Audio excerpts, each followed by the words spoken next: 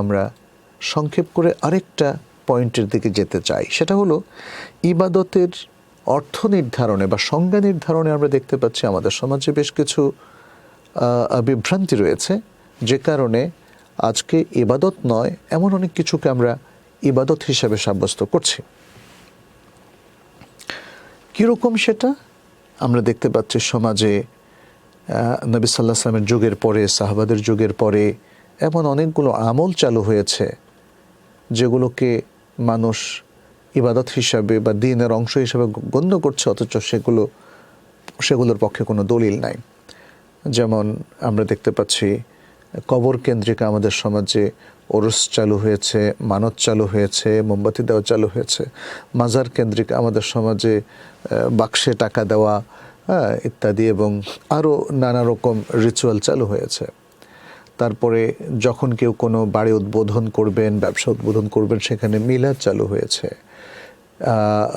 অনেকগুলো উপলক্ষে মানুষ রাতভর স্পেশাল কিছু সালাত, কিছু প্রোগ্রাম তারা চালু করেছে, যেমন শবে মেরাজের প্রোগ্রাম কিংবা শবে বরাতের প্রোগ্রাম ইত্যাদি নানা রিচুয়াল তারা চালু করেছে, যেগুলোর পক্ষে কোনো দলিল নেই। তাহলে প্রবলেমটা আসলে কোথায় হয়েছে? মানুষের আসলে ইচ্ছায় কোনো ঘাটতি নেই, নিয়তেও কোনো ঘাটতি নেই। ঘাটতিটা হয়েছে তাদের ইবাদতের অর্থ নির্ধারণে বিভ্রান্তি। নবী সাল্লাল্লাহু আলাইহি ওয়াসাল্লাম বলেছেন, মান আহদাথা ফি আমরিনা হাযা মা লাইসা মিনহু ফাহুয়া রাদ্দুন। যে ব্যক্তি আমাদের এই দ্বীনের মধ্যে নতুন কোনো আমল, নতুন কোনো রিচুয়াল যে চালু করবে, উদ্ভাবন করবে, যা এই দ্বীনের অংশ নয়, সেটা রাদ্দুন, দ্যাট ইজ রিজেক্টেড, সেটাকে প্রত্যাখ্যান করা হবে। দ্বীনের দলিলের ভিত্তিতে প্রমাণিত নয় এমন সকল কর্মকাণ্ড যদি ইবাদত হিসাবে কেউ চালিয়ে দেন, তাহলে সেটাকে রিজেক্ট করতে হবে, সেটা রিজেক্টেড দ্বীনে। নবী সাল্লাল্লাহু আলাইহি ওয়াসাল্লাম এরকম দুটো হাদিসের মধ্যে সেটা বললেন। এটা প্রথম হাদিস। দ্বিতীয় হাদিস, মান আমিলা আমালান লাইসা আলাইহি আমরুনা ফাহুয়া রাদ্দুন। যে ব্যক্তি এমন কোনো আমল করে যে আমলের উপর আমাদের দ্বীন প্রতিষ্ঠিত নয়, অর্থাৎ আমাদের দ্বীনের মধ্যে এটা একটা ফরেন আমল, অপরিচিত আমল, যার পক্ষে কোনো দলিল নাই, তাহলে সে আমলটাও মারদুদ, সে আমলটাও রিজেক্টেড। তাহলে একদল মানুষ ইবাদতের ক্ষেত্রে মনে হচ্ছে তারা এই মূলনীতিটা ফলো করছে না, এবং তারা নতুন যে কোনো আমল নিয়ে মনে করে যে আমি তো এটা আল্লাহর জন্যই করছি। ফলে সে মনে করে আল্লাহর জন্য যে কোনো আমল নিজের ইচ্ছা যে কোনো পন্থায় করলে হয়ে যাবে। কিন্তু আল্লাহ এবং তার রাসূল সাল্লাল্লাহু আলাইহি ওয়াসাল্লাম বলেছেন যে না, আল্লাহর জন্য যদি কেউ কোনো আমল করতে চায় তাহলে সেটা অথরাইজড আমল হতে হবে। অর্থাৎ যে আমলটাকে আল্লাহ অথবা তার রাসূল সাল্লাল্লাহু আলাইহি ওয়াসাল্লাম অথবা উভয়ে অথরাইজ করেছেন যে this is the action, this is the আমল you should perform or you are allowed to perform.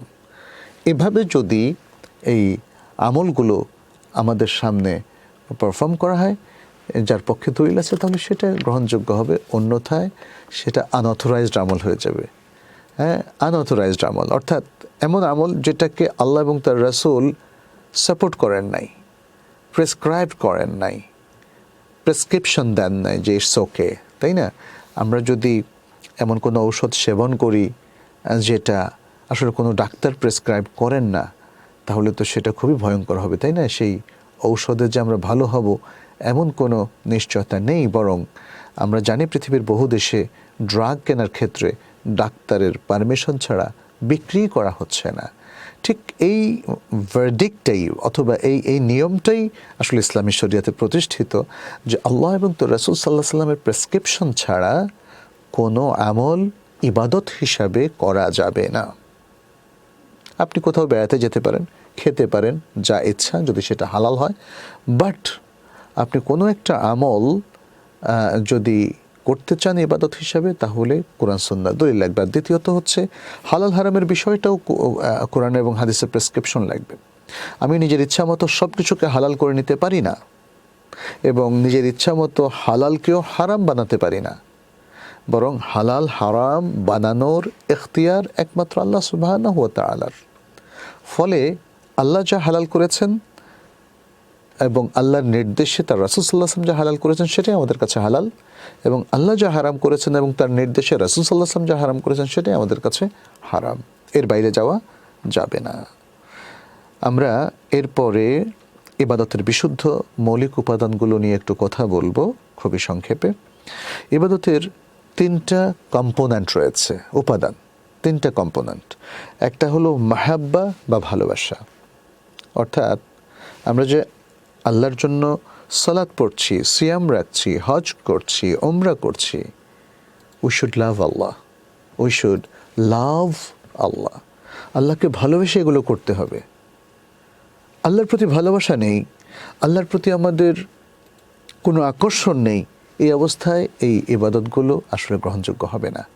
সুতরাং ইবাদত আল্লাহর কাছে কবুল হওয়ার জন্য এটা একটা গুরুত্বপূর্ণ কম্পোনেন্ট, যে আল্লাহর প্রতি, তার দ্বীনের প্রতি, তার রাসূলের প্রতি প্রচণ্ড ভালোবাসা আমাদের থাকতে হবে। দ্বিতীয় হচ্ছে খৌফ বা ভয়, যে আমার এই ইবাদতটা কি কবুল হবে, একটা ভয় থাকা। তা না হলে তো আমি যা তা পন্থায়, যে কোনো পন্থায় ইবাদত করব, কিন্তু সেটা তো গ্রহণযোগ্য হবে না। আমরা দুরু বক্ষে খুবই সিরিয়াসলি যখন কোনো আমল করি, তখন সেই আমলের পারফরমেন্সটা অনেক স্ট্যান্ডার্ড হয়, অনেক মানসম্পন্ন হয়। কিন্তু যদি আমি বলি না, আমি যা করি তাই সুন্দর, তাহলে কিন্তু সেটা মানসম্পন্ন আমল হয় না।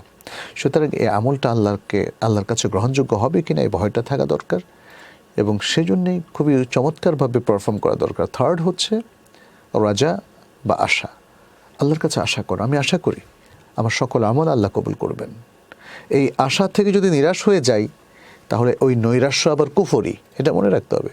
তাহলে আল্লাহর প্রতি ভালোবাসা, তার প্রতি ভয় এবং তার প্রতি আশা, এই 3টা আমাদেরকে পোষণ করতে হবে। আমাদের ইবাদতের মধ্যে এই জিনিসগুলো থাকতে হবে। আর ইবাদত কবুলের জন্য 3টা শর্ত আমি বলে দিচ্ছি, 3টা শর্ত। 1 নম্বর শর্ত হচ্ছে ঈমান।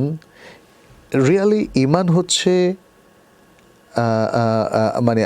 আল্লাহর কাছে আমাদের যে কোনো আমল গ্রহণযোগ্য হওয়ার একমাত্র দরওয়াজা। আল্লাহর দিকে যেতে হলে ঈমানের দরজা দিয়েই যেতে হবে। ঈমানের দরজা ফেল করলে বা মিস করলে আর কোনো দরজা দিয়ে আল্লাহর কাছে পৌঁছানোর কোনো সুযোগ নেই। ফলে আমাদের কোনো কাজই আল্লাহর কাছে কখনোই গ্রহণযোগ্য হবে না ইফ উই মিস ঈমান or if we fail to hold ঈমান। যদি আমাদের ঈমান ধরে রাখতে আমরা ব্যর্থ হই, তাহলে আল্লাহর কাছে পৌঁছানোর কোনো সুযোগ থাকবে না। ফলে ইবাদত কবুল হওয়ার জন্য এটা প্রথম শর্ত। দ্বিতীয় শর্ত হচ্ছে ইখলাস। Everything we should do for the sake of Allah, to please Allah.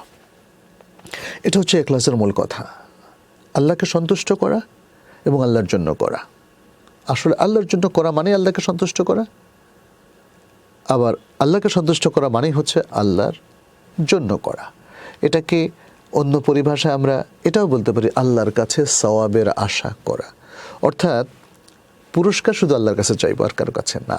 এটাই হচ্ছে ইখলাস। তাহলে ইখলাসের নানা বিষয়গুলো আমাদের সামনে ক্লিয়ার হলো। তাহলে এই ইখলাসটা জরুরি। আমি সালাতের রিওয়ার্ডটা কার কাছে চাইবো? আল্লাহর কাছে। সালাতের জন্য সালাত যে আমরা পারফর্ম করছি তার জন্য একটা সওয়াব আছে, সেই সওয়াবটা কার কাছে চাইবো? আল্লাহর কাছে। সালাতটা কার জন্য পড়ছি? আল্লাহর জন্য পড়ছি। সালাতটা কাকে সন্তুষ্ট করার জন্য পড়ছি? আল্লাহকে সন্তুষ্ট করার জন্য পড়ছি। তাহলে দুনিয়ার আর অন্য কোনো উদ্দেশ্যে নয়। এটাই হচ্ছে ইখলাস। আশা করছি উদাহরণ দিয়ে আমরা ইখলাসটাকে বুঝতে পারলাম। থার্ড হচ্ছে to follow the Sunnah of the prophet Muhammad সাল্লাল্লাহু আলাইহি ওয়াসাল্লাম। রাসূলুল্লাহ সাল্লাল্লাহু আলাইহি ওয়াসাল্লামের সুন্নাহকে ফলো করা। যে কোনো ফরজ, ওয়াজিব, সুন্নত, মুস্তাহাব আমল যা আমরা করছি সওয়াবের আশায়, সেটার ইসলামিক রোলিং যাই হোক না কেন, সেটাকে ফরজ নাকি ওয়াজিব নাকি সুন্নাহ নাকি মুস্তাহাব নাকি আউলা, উত্তম, আফদল যাই হোক না কেন, তাহলে সেটা রাসূল সাল্লাল্লাহু আলাইহি সাল্লাম থেকে একটা দলিলের ভিত্তিতে সাব্যস্ত হতে হবে, যা তিনি আমাদেরকে রেকমেন্ড করেছেন, বলেছেন এটা তোমাদেরকে করতেই হবে, অথবা করাটা উত্তম, অথবা আমি করছি আমাকে দেখে তোমরা করো। এরকম কোনো না কোনো একটা দলিল থাকতে হবে। আদারওয়াইজ এই সুন্নাহ ফলো করতে যদি আমরা ব্যর্থ হয়ে যাই বা সুন্নাহকে মিস করে নিজের মন গড়া কোনো ফরম্যাট অনুযায়ী যদি ইবাদতকে আমরা পালন করি, তাহলে সেই ইবাদত আল্লাহর কাছে গ্রহণযোগ্য হবে না। তাহলে three conditions for ibadah. একটা হলো ঈমান, আরেকটা হলো ইখলাস, আরেকটা হলো মুতাবাআতুস সুন্নাহ, অথবা প্রত্যেকটা সওয়াবের আমলের ক্ষেত্রে সেটা স্পেশাল ইবাদত হোক অথবা কমন ইবাদত হোক, উভয় ইবাদতের ক্ষেত্রেই প্রত্যেকটা ইবাদতের ক্ষেত্রে সুন্নাহ ফলো করা, অর্থাৎ আল্লাহ এবং তার রাসূল সাল্লাল্লাহু আলাইহি সাল্লামের ইনস্ট্রাকশন ফলো করে ইবাদতটাকে সুসম্পন্ন করা এবং নিজেদের কোনো মন গড়া নতুন উদ্ভাবিত পন্থায় ইবাদতকে আমল না করা। তাহলে এই তিনটা শর্ত পূরণ হলেই আমাদের ইবাদত আল্লাহর কাছে কবুল হবে। এবং এই তিনটা শর্ত পূরণ হলেই তাওহীদুল উলুহিয়াকে আমরা প্রতিষ্ঠিত করলাম। এখানের যে কোনো একটা শর্ত যদি ক্ষুণ্ণ হয় তাহলে তাওহীদুল উলুহিয়া আমরা প্রতিষ্ঠিত করলাম না এবং সেটাকে মেনে নিলাম না। এটা আমাদেরকে মনে রাখতে হবে।